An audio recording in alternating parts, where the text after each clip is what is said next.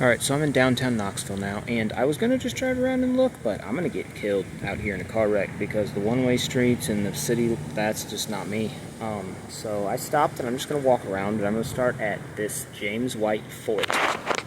James White Fort, 1786. So I read a little placard over here a minute ago. James White was the founder of Knoxville, and Knoxville was named after Henry Knox, who was George Washington's Secretary of War, and they actually elected Boston. I don't know what the North one was, but so they split the United States into North and South originally, and they cut it at the Ohio River. And originally, Knoxville was the capital of the southern half of the United States, but I don't think it lasted that long.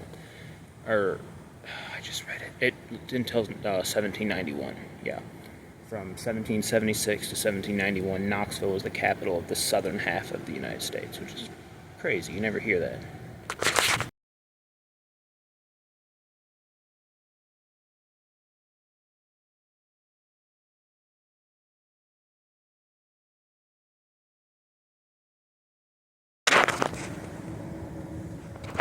Tennessee Heritage Trail.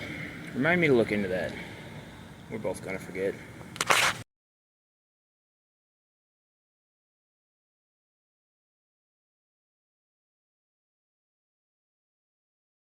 I like this. I'm actually getting a better view of Knoxville down here than up on Sharps Ridge.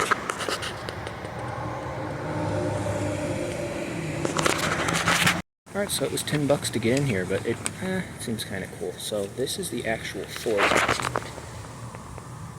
There's like 6 houses in here. And this house was the original house. Either that house or the one on the end, but the one with the 2 was the original house, and it was lived in from before 1776 until the 1960s.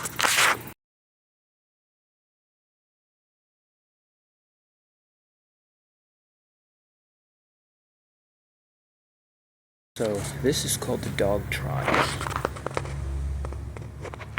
which is literally just like a little breezeway for the super, super hot days. We just come and cool off. I don't know why it was called a dog trot, but it is.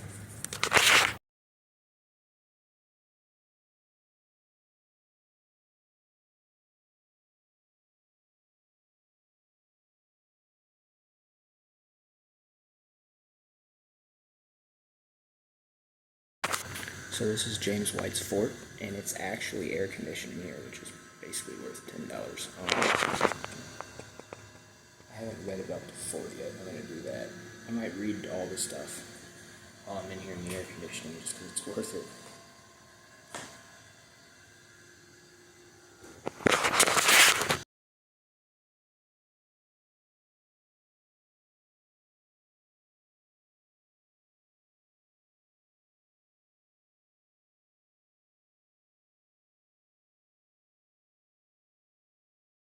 So this desk right here is the original. That's the actual desk that James White used, and he wrote letters to George Washington.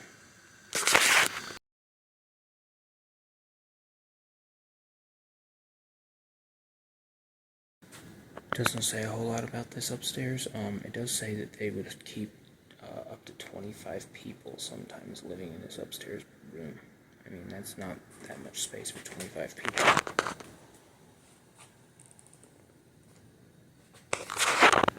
Not at all.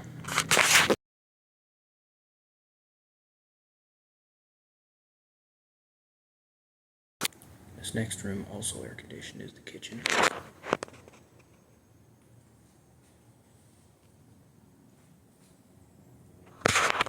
I can't say I blame him, but his kitchen's the nicest thing he's got.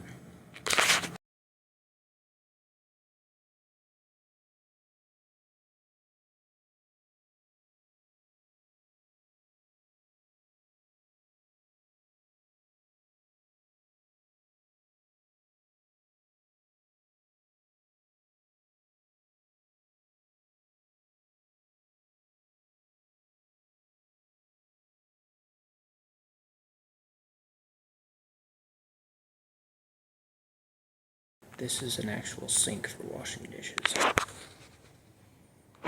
So you would take this little rope thing, this brush, and mix soap in this little circle bowl. And then pool, yeah, it would drain off into the bucket that you carry outside the dump. But yeah, that was a 1790s dishwashing sink. I was wondering what was up with all the hanging peppers, because they've got peppers hanging just everywhere. Different ones. They got red ones and orange ones and brown ones, and just like, oh, that's something else. That's something else. And I was like, man, I wonder if that was a thing. But over here on the table, he's got a little container of something and pestle and mortar. I guess they had to grind spices.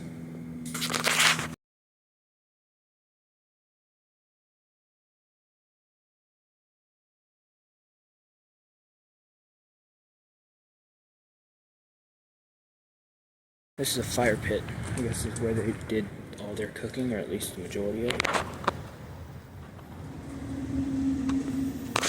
And, never mind. Actually, this might be the fire pit. Regardless, they did most of their cooking right here.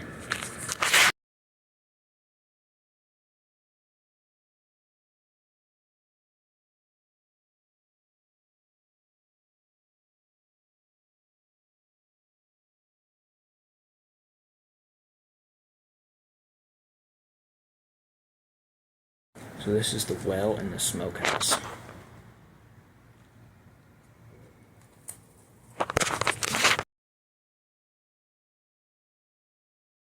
This bathtub trough, whatever this is actually carved out of a big log, like one solid piece of wood, and just covered in, like, I guess, tar pitch.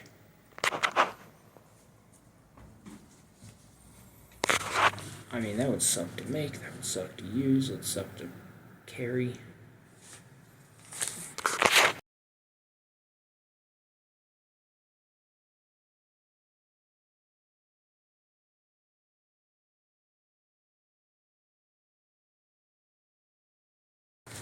This was the weaving house.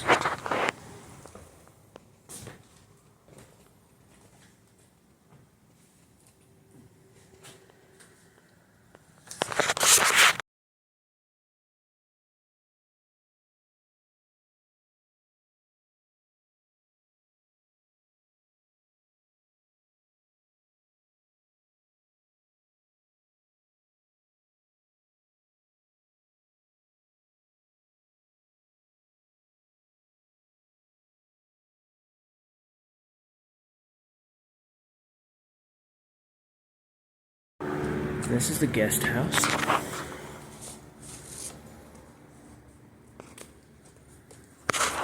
Actually, this is a pretty decent guest house.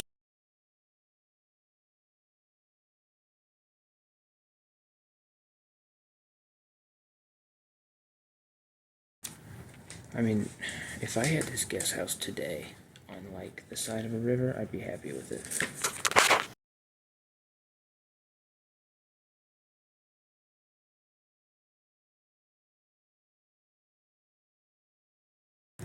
So this is the blacksmith shop, and James White had a slave named Plebus, and Plebus worked in here. Plebus, he bought in North Carolina.